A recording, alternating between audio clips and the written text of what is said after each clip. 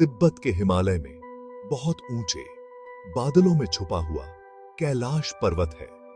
ये बर्फीला पहाड़ बस एक जियोग्राफिकल मार्वल नहीं है, ये एक्सिस मुंडी है, दुनिया के बिलियंस ऑफ लोगों के लिए अलग अलग धर्मों का स्पिरिचुअल सेंटर।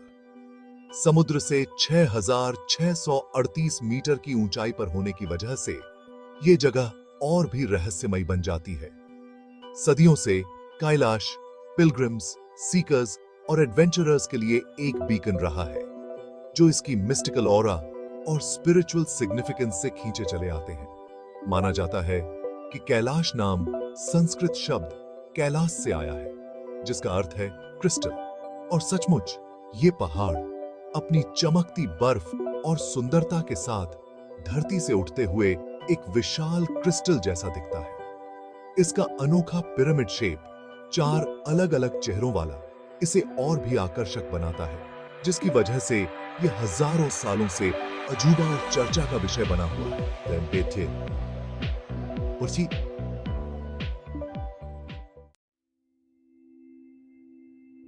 दुनिया के रिलीजन्स में कैलाश का एक अलग ही महत्व है। यह पर्वत न केवल अपनी प्राकृतिक सुंदरता के लिए प्रसिद्ध है, बल्कि इसकी धार्मिक और आध्यात्मिक महत्ता भी इसे अद्वितीय बनाती है। 4 मुख्य धर्म हिंदू, बौद्ध, जैन और बोन इसे पूजते हैं। इन धर्मों के अनुयायी कैलाश पर्वत को एक पवित्र स्थल मानते हैं और यहाँ की यात्रा को अपने जीवन का एक महत्वपूर्ण हिस्सा मानते हैं। अलग अलग फेथ्स का यह मिलन इसकी मान्यताओं और रीति रिवाजों को और भी समृद्ध बनाता है। यहाँ पर विभिन्न धर्मों के लोग एक साथ आकर अपने अपने तरीकों से पूजा करते हैं, जिससे एक अनूठी सांस्कृतिक और धार्मिक विविधता देखने को मिलती है। हर धर्म इस पहाड़ और इसके सिंबलिज्म को अपने कॉस्मोलॉजिकल लेंस से देखता है, जिससे कहानियों, रिचुअल्स और मान्यताओं का एक दिलचस्प मेलजोल देखने को मिलता है। यह पर्वत एक ऐसा स्थल है जहां परंपराएं और विश्वास एक दूसरे से मिलते हैं, जिससे कहानियों, रिचुअल्स और मान्यताओं का एक दिलचस्प मेलजोल देखने को मिलता है। यहां पर हर धर्म की अपनी अपनी कहानियां और मान्यताएं हैं, जो इस पर्वत को और भी रहस्यमय और पवित्र बनाती हैं। हिंदुओं के लिए कैलाश भगवान शिव का निवास स्थान है, जो हिंदू त्रिमूर्ति में संहारक और परिवर्तन करता है।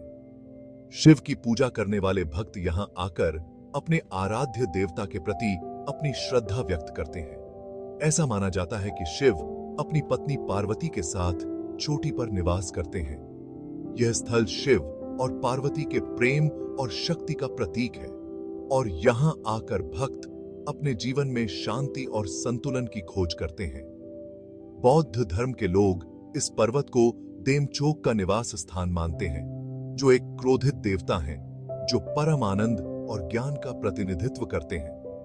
बौद्ध भिक्षु यहां आकर ध्यान और प्रार्थना करते हैं, जिससे उन्हें आत्मिक शांति और ज्ञान की प्राप्ति होती है। जैन धर्म के लोग कैलाश को पवित्र मानते हैं, क्योंकि यहीं पर पहले तीर्थंकर ऋषभदेव को मोक्ष प्राप्त हुआ था। जैन अनुयायी यहां आकर अपने तीर्थंकर की स्मृति में पूजा और ध्यान करते हैं। तिब्बत का स्थानीय बोन धर्म इस पर्वत को आकाश देवी सिपैमेन का आसन मानता है। बोन धर्म के अनुयायी यहां आकर अपने पारंपरिक रीति रिवाजों का पालन करते हैं और पर्वत की पवित्रता को मान्यता देते हैं। एक ही जियोग्राफिकल फीचर के आसपास फेथ्स का यह मिलन इस बात का प्रमाण है कि कैलाश एक सेक्रेड स्पेस के रूप में सभी को आकर्षित करता है। यह पर्वत न केवल धार्मिक दृष्टि से महत्वपूर्ण है, बल्कि यह मानवता की एकता और विविधता का भी प्रतीक है।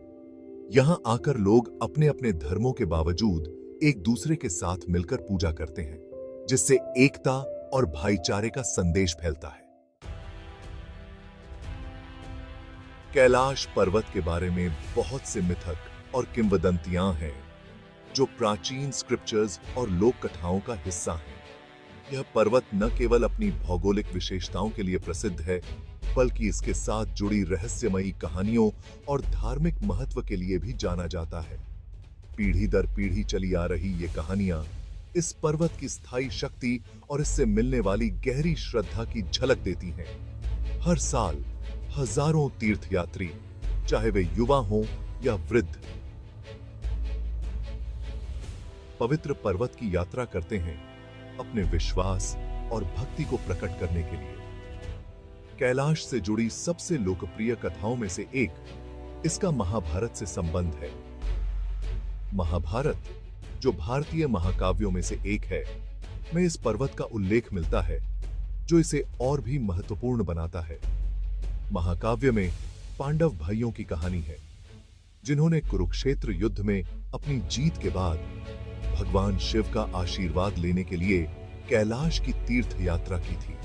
यह यात्रा न केवल उनकी भक्ति का प्रतीक थी, बल्कि उनके साहस और धैर्य का भी प्रमाण थी। एक और कथा संत मिलारेपा के बारे में है, जिनके बारे में कहा जाता है कि उन्होंने अपनी योग शक्तियों से कैलाश के शिखर तक दौड़ में एक शक्तिशाली जादूगर को हराया था। मिलारेपा की यह कहानी उनकी आध्यात्मिक शक्ति और तपस्या की गहराई को दर्शाती है। ऐसा भी माना जाता है कि यह पर्वत पौराणिक मेरु पर्वत है, जो हिंदू, बौद्ध और जैन ब्रह्मांड विज्ञान में ब्रह्मांड का केंद्र है। मेरु पर्वत को सभी दिशाओं में फैले हुए ब्रह्मांड का केंद्र माना जाता है और कैलाश पर्वत को इसका भौतिक रूप माना जाता है। सोने और कीमती पत्थरों से बना हुआ बताया जाने वाला यह कॉस्मिक माउंटेन देवताओं का निवास स्थान और सभी रचनाओं का केंद्र माना जाता है। यह पर्वत न केवल धार्मिक दृष्टिकोण से महत्वपूर्ण है, बल्कि इसकी प्राकृतिक सुंदरता और भव्यता भी इसे अद्वितीय बनाती है। पीढ़ी दर पीढ़ी चली आ रही ये कहानियां और किंवदंतियां आज भी कल्पना को उड़ान देती हैं और उन लोगों को विस्मित करती हैं जो कैलाश जाते हैं या यहां तक कि इसके बारे में सुनते हैं। यह पर्वत एक ऐसा स्थान है जो न केवल भौतिक रूप से, बल्कि आध्यात्मिक रूप से भी लोगों को आकर्षित करता है और इसकी कहानियां सदियों से लोगों के दिलों में बसी हुई हैं। Section 4: The Ascent to Heaven. This chapter delves into the spiritual journey and the profound reverence associated with Mount Kailash, a peak that stands as a beacon of divinity and sanctity. जहां हजारों लोग भक्ति के रूप में कैलाश की परिक्रमा करते हैं, यह यात्रा उनके लिए एक गहन आध्यात्मिक अनुभव है। वहीं शिखर पर चढ़ना वर्जित माना जाता है। यह प्रतिबंध केवल एक नियम नहीं है, बल्कि एक गहरी धार्मिक आस्था का प्रतीक है। कैलाश के शिखर पर आज तक कोई भी कदम नहीं रख पाया है। यह शिखर अपनी पवित्रता और दिव्यता को बनाए रखता है। ऐसा किसी फिजिकल या लॉजिस्टिकल रुकावट की वजह से नहीं है, बल्कि यह एक सांस्कृतिक और धार्मिक मान्यता है, बल्कि इसकी पवित्रता के प्रति गहरे सम्मान की वजह से है। यहाँ की हर वस्तु, हर पत्थर, हर ध्वज एक गहरी श्रद्धा का प्रतीक है। चारों धर्म शिखर पर स्थित दिव्य निवास को भंग करना पाप मानते हैं। यह स्थान बौद्ध, हिंदू, जैन और बोन धर्म के अनुयायियों के लिए अत्यंत पवित्र है। पहाड़ पर चढ़ना अहंकार और वहां रहने वाले देवताओं के प्रति अनादर का कार्य माना जाता है। यह एक ऐसा कार्य है जो आध्यात्मिक संतुलन को भंग कर सकता है। यहां तक कि चीनी सरकार, जो तिब्बत तक पहुंच को नियंत्रित करती है, ने भी कैलाश पर चढ़ाई के लिए परमिट जारी नहीं किए हैं। यह प्रतिबंध आधिकारिक रूप से भी मान्यता प्राप्त है। ने भी कैलाश पर चढ़ाई के लिए परमिट जारी नहीं किए हैं। यह प्रतिबंध आधिकारिक रूप से भी मान्यता प्राप्त है। कैलाश परिक्रमा के रूप में जानी जाने वाली परिक्रमा को अपने आप में एक पवित्र तीर्थ यात्रा माना जाता है। यह यात्रा न केवल शारीरिक, बल्कि मानसिक और आध्यात्मिक तपस्या का प्रतीक है। तीर्थयात्री लगभग 52 किलोमीटर की यह कठिन यात्रा पैदल ही करते हैं।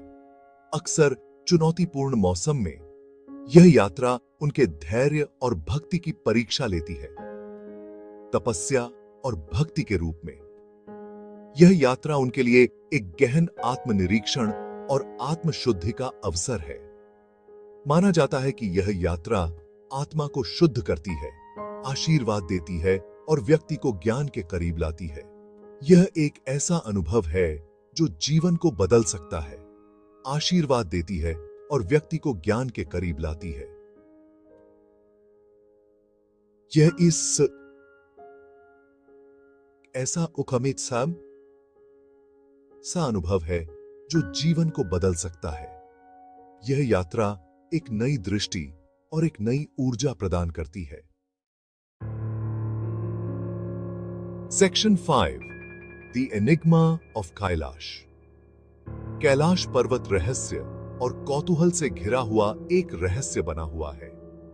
कई एक्सपीडिशंस और स्टडीज के बावजूद यह पर्वत वैज्ञानिकों और खोजकर्ताओं को हैरान करते हुए अपने रहस्यों को छुपाए हुए है। कैलाश के सबसे दिलचस्प पहलुओं में से एक इसका अनोखा पिरामिड शेप और कार्डिनल डायरेक्शंस के साथ इसका अलाइनमेंट है। कुछ रिसर्चर्स का मानना है कि यह प्रिसाइज अलाइनमेंट कोई प्राकृतिक घटना नहीं है, बल्कि एक प्राचीन उन्नत सभ्यता का प्रमाण है। अन्य लोग पर्वत के अजीबोगरीब मैग्नेटिक प्रॉपर्टीज की ओर इशारा करते हैं। उनका दावा है कि इसके आसपास के क्षेत्र में कंपास अजीब तरह से व्यवहार करते हैं। दिन के समय और कोण के आधार पर आकार बदलता हुआ प्रतीत होने की पर्वत की क्षमता एक और अस्पष्टीकृत घटना है। ये रहस्य आगंतुकों को रोकने के बजाय कैलाश के आकर्षण को और बढ़ाते हैं, जो इसे जीवन के बड़े सवालों के जवाब खोजने वालों के लिए एक मैग्नेट बनाता है।